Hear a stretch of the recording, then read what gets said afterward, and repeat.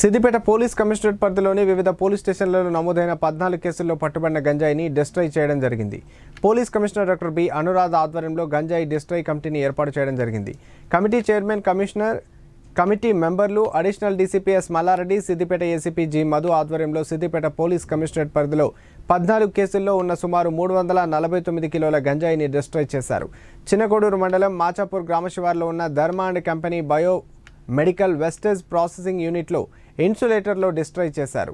ఈ సందర్భంగా police commissioner మాట్లాడుతూ గంజాయి, డ్రగ్స్, ఇతర మత్తు పదార్థాలపై జిల్లాలో ప్రత్యేక టీమ్స్తో నిఘా ఏర్పాటు చేయడం జరిగిందన్నారు. మరియు ప్రత్యేక డాగ్స్తో బ్లాక్ స్క్వాడ్స్ వద్ద తనిఖీలు నిర్వహించడం జరుగుతుందన్నారు. యువత మత్తు పదార్థాలకు బానిస కావద్దని సూచించారు. డ్రగ్స్, ఇతర మత్తు పదార్థాలకు అలవాటు పడితే కుటుంబాలు మరియు జీవితాలు నాశనం అవుతాయని, తల్లిదండ్రులు కూడా పిల్లలు ఎక్కడికి వెళ్తున్నారో, ఏం చేస్తున్నారో ఒక కన్నేసి పెట్టాలని సూచించారు. ఆన్లైన్లో ఇంటికి ఏవైనా పార్సల్స్ వస్తే తల్లిదండ్రులు వాటిపై నిఘా ఉంచాలని తెలిపారు. గంజాయి, ఇతర మత్తు పదార్థాల రహిత జిల్లాగా చేయడానికి ప్రతి ఒక్కరూ సహకరించాలని సూచించారు.